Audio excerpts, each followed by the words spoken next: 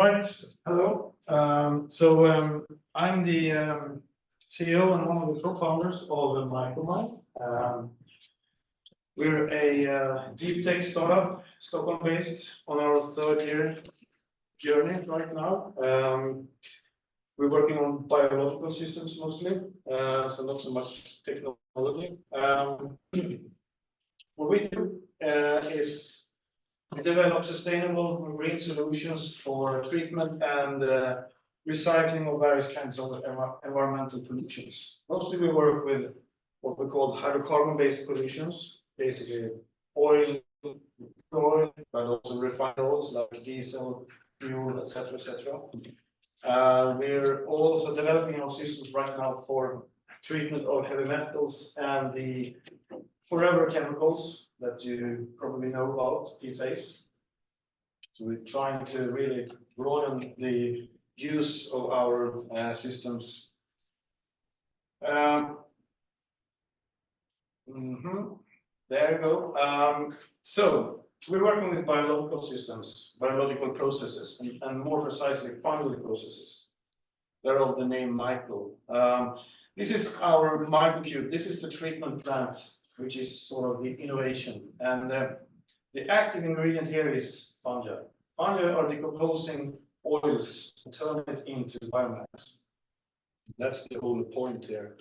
The point here, or I should say the goal with this, is that finding new ways of treatment of oil. The traditional ways are incineration. We basically burn oils and transform it into CO2, which is released to the atmosphere.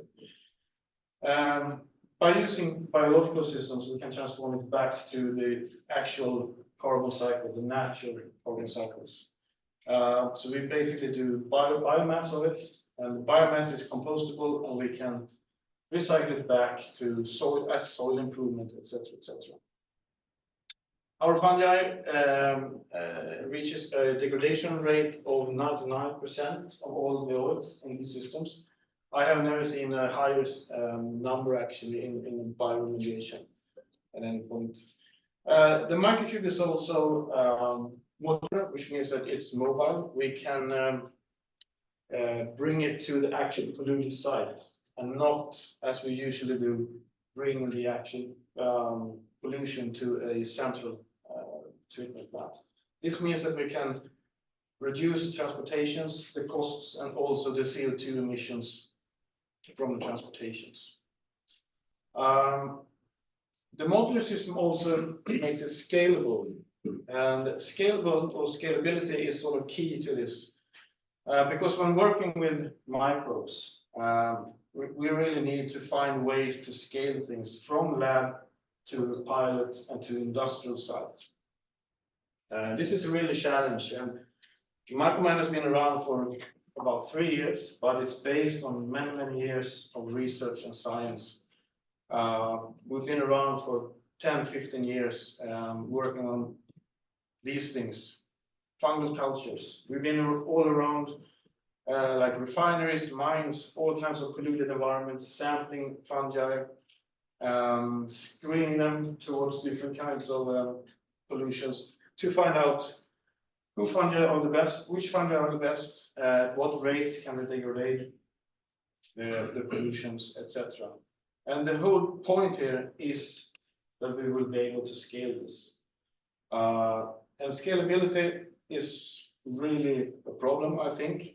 This is, I think, where the deep tech really starts. When you leave the lab and go into building pilots, because when you're in the lab, you get spoiled. You have everything manufactured. You have petri dishes, you have Falcon tubes, glass bottles. But when you leave milliliters, centiliters, liters to cubic meters, then you have to build new stuff. And this is usually what it looks like. And we have used everything from wine bottles to ice cream packages, everything to scale from liter to cubic meters. And this plastic box was actually called a pilot once, like 2 years ago. It looks ridiculous today, but that is actually truth.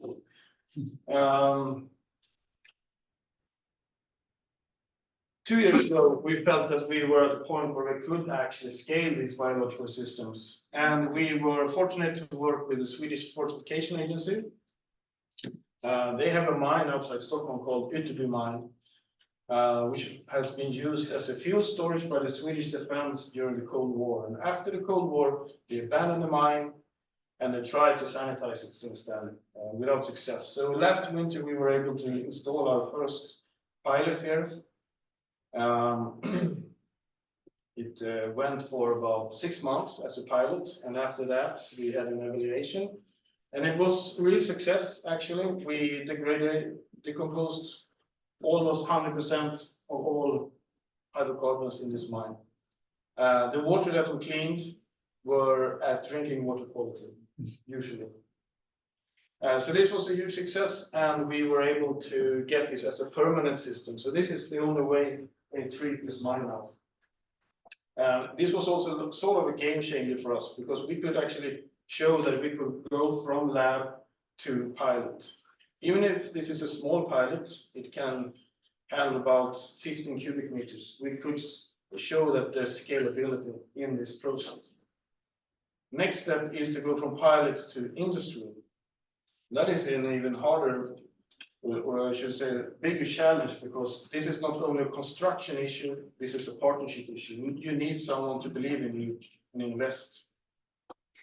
And we're once again really fortunate. We have Nynäs Refinery that invests in this now, and in a month we will install a new system at their site in Nynäshamn outside Stockholm. This is much bigger than in the distribution, but it's still sort of a pilot study. We will go for a year and evaluate, and if successful, we have 50,000 tons of acid sludge to take care of during a period of 20 years. So this could be a really good and big contract. And the same thing with Skåne. We have a pre-study now to see if we can treat their large volumes of oil polluted waters, cutting fluids, different kinds of filings from brine, etc.